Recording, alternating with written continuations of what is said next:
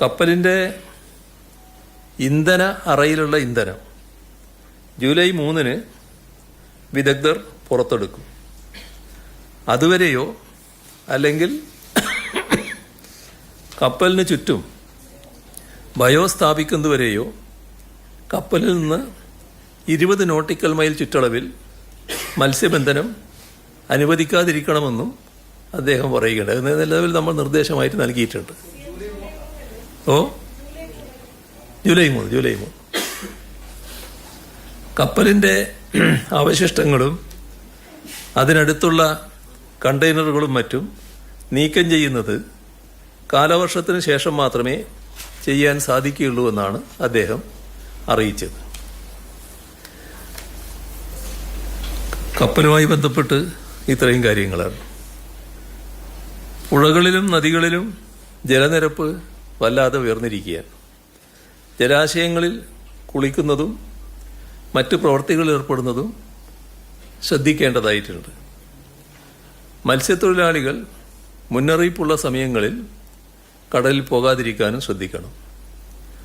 ഉരുൾപൊട്ടൽ സാധ്യതാ പ്രദേശങ്ങളെന്ന് കണ്ടെത്തിയ സ്ഥലങ്ങൾ, പുഴയോരം, സ്ഥിരമായി വെള്ളം കയറുന്ന സ്ഥലങ്ങൾ, മറ്റ് പാരിസ്ഥിതിക ലോല പ്രദേശങ്ങൾ, ഇവിടങ്ങളിൽ താമസിക്കുന്നവർ ബന്ധുവീടുകളിലേക്കോ ക്യാമ്പുകളിലേക്കോ മാറി താമസിക്കാൻ തയ്യാറാകണം.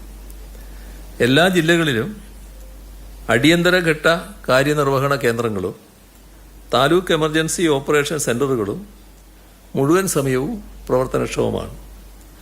സാധാരണ അവലംബിക്കുന്ന മാർഗങ്ങൾക്ക് പുറമെ സംസ്ഥാന ദുരന്ത നിവാരണ അതോറിറ്റിയുടെ കവചം മുന്നറിയിപ്പ്, ആ സംവിധാനത്തിൻ്റെ ഭാഗമായുള്ള സൈറണുകളുണ്ട്.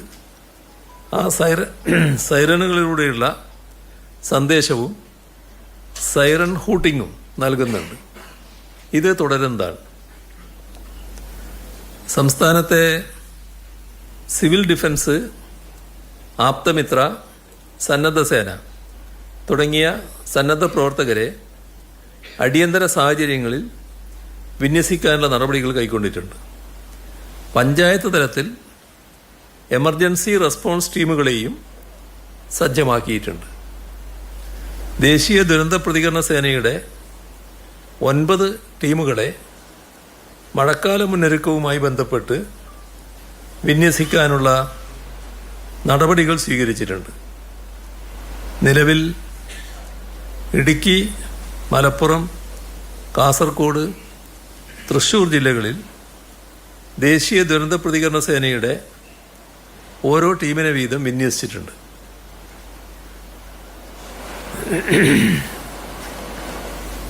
ജൂൺ 1 ആലപ്പുഴ, പത്തനംതിട്ട, എറണാകുളം, കോഴിക്കോട്, വയനാട് ജില്ലകളിൽ ടീമുകളെ വിന്യസിക്കും.